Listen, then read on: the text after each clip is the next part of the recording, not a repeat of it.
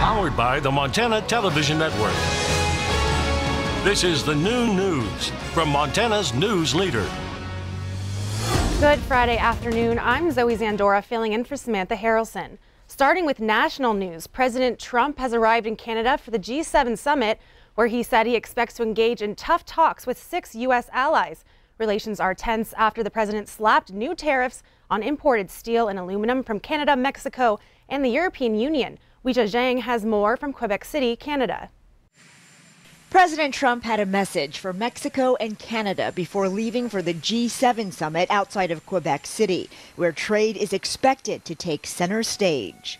If we're unable to make a deal, we'll terminate NAFTA. We'll have a better deal. If we are unable to make a deal, we will be better off. President Trump's America First policy decisions have angered U.S. allies. U.S. tariffs on imported steel and aluminum from the European Union, Canada, and Mexico have those nations threatening new tariffs of their own on U.S. products.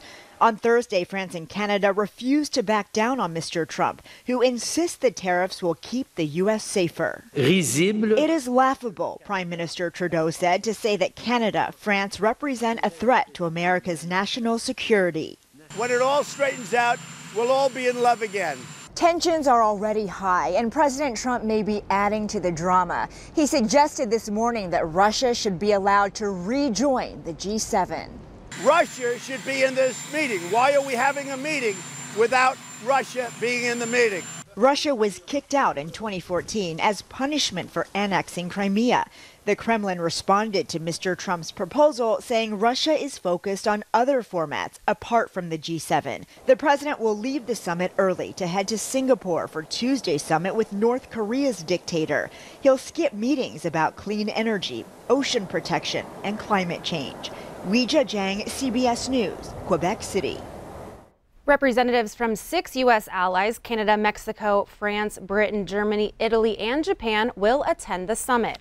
Back in Yellowstone, we continue our coverage of the body of a young woman recovered from the Missouri River in Great Falls on Monday. She's now identified as 21-year-old Brittany Roberts. Cascade County Sheriff Bob Edwards released the name Thursday night, saying that the state crime lab in Missoula used dental records and obtained a 100% identification. Roberts, who lived in Absaroka and more recently Great Falls, was found in the river at Ryan Dam by dam employees on Monday afternoon. The official cause and manner of death is still being investigated. Roberts left behind a 1.5-year-old son and a fiancée.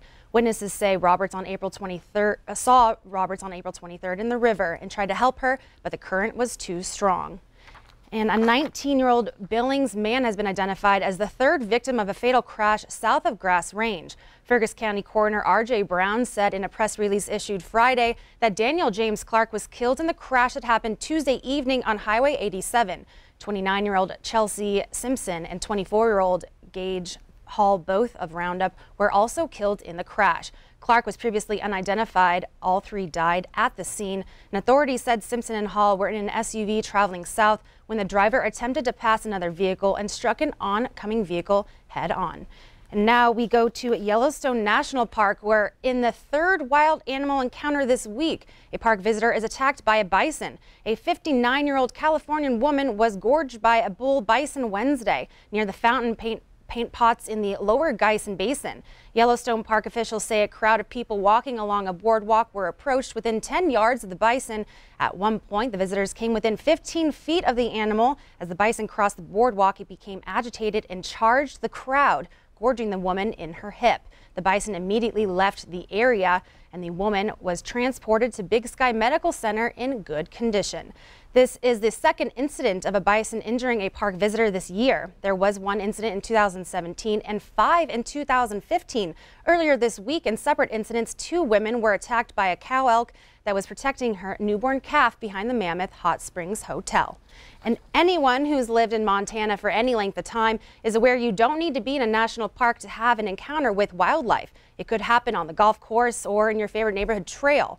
Bob Gibson with Wildlife Fish Park says the key is to respect the animal's space. no place in Montana that you would be surprised to run into wildlife. And the key there is, they call it wildlife for a reason. And the key there is to give wildlife some room. And wildlife doesn't always attack somebody because they're trying to protect young. Sometimes they're cornered. Sometimes they're protecting themselves. Sometimes they're trying to escape themselves.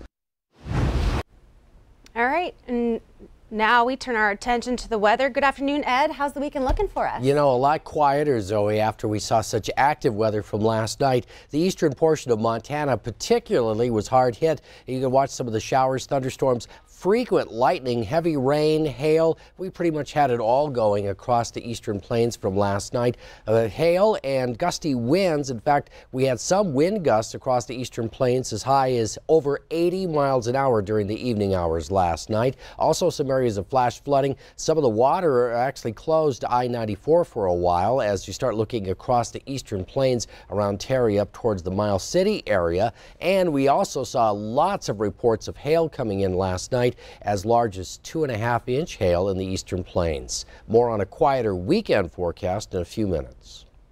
All right, thanks, Ed.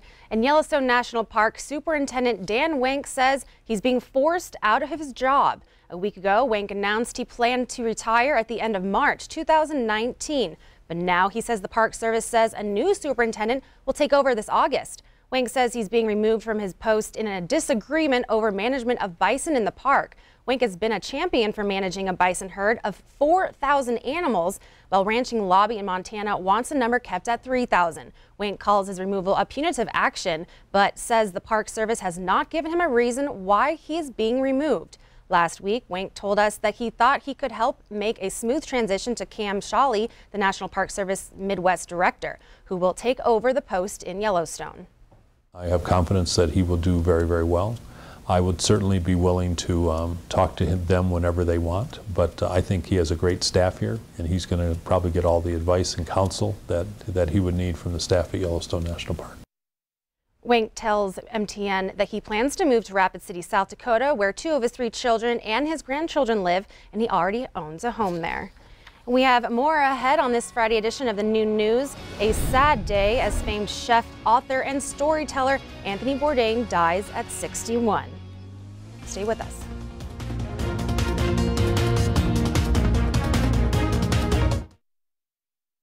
You're watching MTN News with Samantha Harrelson, Storm Tracker weather with Ed McIntosh, and Farm and Ranch News from the Northern Ag Network.